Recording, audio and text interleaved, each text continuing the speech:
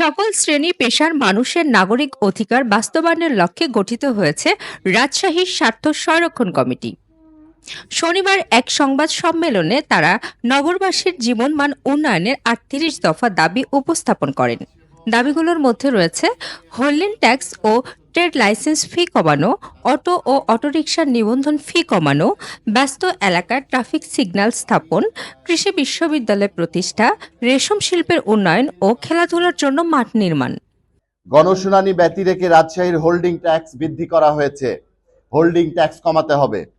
ব্যবসায়ীদের ট্রেড লাইসেন্সের ফি কমাতে হবে। অটো ও অটো রিকশা নিবন্ধন ফি কমাতে হবে। অটো ও অটো রিকশা চালকদের ট্রাফিক আইন বিষয়ে ট্রেনিং প্রদান করতে হবে। রাজশাহী মহানগরের গুরুত্বপূর্ণ স্থানে অটো সিগন্যাল, ইলেকট্রিক্যাল সিগন্যাল চালু করতে হবে, ডিজিটাল সিগন্যাল চালু করতে হবে। পথচারীদের চলাচল নির্বিঘ্নে ও যানজট নিরসনে ফুটপাত ও রাস্তার উপর হকার ও ব্যবসায়ীদের পুনর্বাসন সাপেক্ষে তুলে দিতে হবে। সংগঠনের নেতারা বলেন, এসব দাবি বাস্তবায়িত হলে নাগরিক সুবিধা বৃদ্ধি পাবে, সেই সাথে নগরের সামাজিক ও অর্থনৈতিক অগ্রগতি ত্বরান্বিত হবে। সংবাদ সম্মেলনে উপস্থিত ছিলেন সংগঠনের আহ্বায়ক এনামুল হক, সদস্য সচিব মাহফুজুল হাসনাইন হিকল, রাজশাহী অ্যাডভোকেট বার অ্যাসোসিয়েশনের সাধারণ সম্পাদক জমশেদ আলী, রাজশাহী চেম্বারের সহ সভাপতি সুলতান মাহমুদ সুমন, রাজশাহী প্রেস ক্লাবের সভাপতি নজরুল ইসলাম জুলু,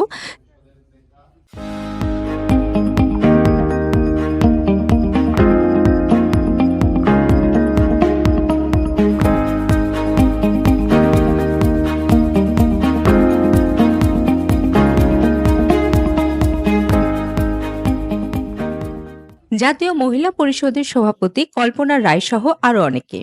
তারা বলেন, নাগরিক অধিকার নিশ্চিত করতে হলে প্রশাসন, জনপ্রতিনিধি এবং সাধারণ মানুষের সমন্বিত সহযোগিতা প্রয়োজন। দাবিগুলো বাস্তবায়নে তারা নগর জুড়ে জনসচেতনতা ও আন্দোলন গড়ে তোলার ঘোষণা দেন। বিস্তৃত আলাপ আলোচনার মাধ্যমে জনস্বার্থে রাজশাহীবাসীর সমস্যা সমাধান কল্পে নিম্নলিখিত দাবিগুলি আলোচনা এবং পর্যায়ক্রমে স্মারকলিপি, মানববন্ধন, সভা সমাবেশ ও সেমিনার সিম্পোজিয়ামের মাধ্যমে কার্যকারী পদক্ষেপ গ্রহণ করার সিদ্ধান্ত গৃহীত হয়েছে।